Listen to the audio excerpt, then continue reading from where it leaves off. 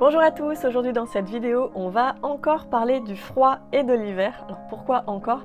Tout simplement parce que je vous avais déjà fait une vidéo pour vous expliquer un petit peu comment le chat résistait au froid en hiver, comment ça marchait pour lui, comment il vivait tout ça. Dans celle-ci je voulais parler un petit peu plus de comment savoir si le chat a froid et quel risque il encourt quand il fait trop froid. Alors pour le coup, je ne vais pas répéter tout ce que j'ai pu dire dans l'autre vidéo que je vous invite à regarder sur quels sont les mécanismes qu'il met en place, tout ça pour garder sa chaleur. On va vraiment aller dans le cœur du sujet direct. Et pour commencer, peut-être que vous allez arrêter juste après la vidéo, tant pis, il faut savoir que on ne sait pas exactement à partir de quelle température extérieure, j'entends, hein, le chat a vraiment froid. Mais on peut subodorer qu'il a froid ou au moins un peu frisquet s'il frissonne, s'il grelotte. Grossièrement, ça veut dire qu'il met en place, on va dire, c'est ce mécanisme de la chair de poule en fait pour déclencher des contractions musculaires qui vont faire hérisser les poils, dits horripilateurs, et qui vont créer une petite couche isolante, en gros, pour éviter la déperdition de chaleur. Et puis si ses oreilles sont fraîches, froides, sa truffe, ses coussinets, le bout de sa queue, parce que souvent l'afflux sanguin va diminuer dans les extrémités. D'ailleurs nous aussi on peut le ressentir comme ça, hein, quand on a le nez rouge. Moi je suis championne du nez rouge en hiver, j'ai les mains glacées, les pieds froids, enfin bref. Donc quand il fait très froid, il faut vraiment prêter beaucoup d'attention aux chatons, aux vieux chats, aux chats malades, parce que déjà ils ont un système immunitaire qui peut être un petit peu plus fragile, hein. Pour le chaton, il n'est pas encore au summum de sa pêche, et le vieux chat ou le chat malade, eh bien forcément il peut être aussi fragilisé par la maladie, par la vieillesse. À noter que le froid, ça peut réveiller des douleurs musculaires, articulaires, donc si vous avez un chat qui souffre d'arthrose ou quoi, bon voilà, il va falloir aller encore plus lui trouver des petits endroits chauds, confortables, douillets pour que ce soit moins désagréable pour lui, quoi, vraiment plus confortable à vivre. On peut aussi donner des petits compléments alimentaires naturels pour aider son chat à traverser ces périodes hivernales. Donc s'il souffre d'arthrose ou quoi, je vous ai mis des références d'une marque que j'aime beaucoup, de produits qui sont élaborés par une vétérinaire phytothérapeute que j'aime beaucoup. Donc vous retrouverez tout ça dans l'article dédié sur absolumentchat.com. Ça, c'était ma petite parenthèse. Mais sinon, voilà, le froid peut réveiller des douleurs, donc ça peut être inconfortable. Et forcément, un chat qui n'a pas un système immunitaire au top de sa forme peut être plus fragile.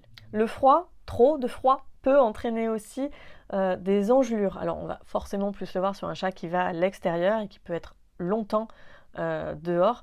Moi, mon credo, c'est il y a une engelure, il y a un problème, vous allez chez le vétérinaire, c'est vraiment le plus à même de vous dire ce qu'il faut faire. Après, en prévention ou en soins quotidiens, si votre chat ou votre chien va dehors, vous pouvez lui mettre une petite lotion, un petit gel d'aloe vera, pareil, je vous ai mis une référence dans l'article, pour protéger en fait tout ça. Donc pour protéger ses petits coussinets, ça peut être protéger ses oreilles, le bout de sa queue. Voilà, ce sont des produits, encore une fois, qui sont hyper naturels, soft, et qui ont été élaborés par une vétérinaire phyto.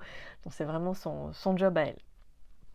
Ensuite, un des plus gros problèmes que peut causer le froid, et surtout ça va être généralement une position statique trop longtemps. Voilà, si le chat il reste trop longtemps dehors statique, oui, le froid, ça peut avoir des conséquences désastreuses, et ça peut entraîner une hypothermie. Donc on va avoir une hypothermie légère, moyenne, plus lourde. Donc pareil, même dans les signes de la première hypothermie légère, moi, mon truc, ce serait d'aller directement chez le véto. Donc je peux que vous encourager à ça.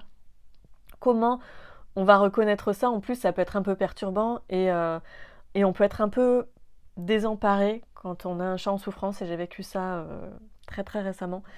On peut être désemparé et ne pas avoir les bons réflexes, alors que le vétérinaire il les aura tout de suite. Je vous dis ça parce qu'on peut aussi constater que le chat a vraiment froid en fonction de son rythme cardiaque. S'il a un rythme cardiaque plus rapide, ça veut dire qu'on est dans une hypothermie, on va dire légère. Et du coup, le cœur va battre plus fort. Et plus le cœur va battre lentement, plus c'est grave. Mais on n'a pas forcément le stéthoscope pour écouter le cœur de son chat. Même si on veut lui prendre son pouls, avec parfois l'angoisse qu'on peut avoir, le stress qu'on peut avoir. Moi je sais que quand j'ai eu mon problème avec mon chat, j'avais plus mon cerveau qui fonctionnait bien du tout. Donc moi, voilà, encore une fois, mon conseil, c'est aller voir le vétérinaire. Par rapport à sa température corporelle, dans l'hypothermie, on va dire légère, il va avoir une température entre 34 et 37 degrés. Il va avoir donc un rythme cardiaque plus rapide, il va frissonner, grelotter, et il peut avoir les extrémités douloureuses. Sur une hypothermie modérée, ça va être entre 30 degrés et 34 degrés. Donc moi déjà sur le stade d'avant, je suis déjà chez le véto. Donc chez l'hypothermie modérée, son pelage va être froid, il va être plutôt prostré, son rythme cardiaque va être plus lent, il va avoir une respiration plus irrégulière. Et ensuite, on a l'hypothermie lourde, où le rythme cardiaque est très lent, voire il s'arrête, le chat peut tomber dans le coma, ou ça peut être la mort directe. Et donc là, la température passe sous les 30 degrés. Mais encore une fois, il ne faut pas attendre, quoi. Vous avez le moindre doute, vous sentez que votre chat il n'est pas comme il doit être, allez voir le véto. Je suis désolée de rabâcher énormément ça, mais j'ai vécu un événement un peu lourd donc avec mon chat. Je ne sais pas si vous me suivez sur Insta. Et je me félicite de ne pas avoir attendu, de ne pas avoir hésité pour aller voir le vétérinaire. Donc c'est vraiment un conseil que je ne peux cesser de rabâcher encore et encore. Vous retrouverez toutes ces informations et plus encore sur mon article dédié sur absolumentchat.com avec plein d'autres conseils, plein d'autres articles sur plein d'autres sujets. Retrouvez-moi comme toujours sur Insta, sur TikTok. N'oubliez pas de vous abonner à la chaîne pour ne manquer aucune vidéo. Et moi je vous retrouve très bientôt pour une prochaine vidéo. Toujours sur le thème de l'hiver, mais cette fois plus cocooning. Bye bye.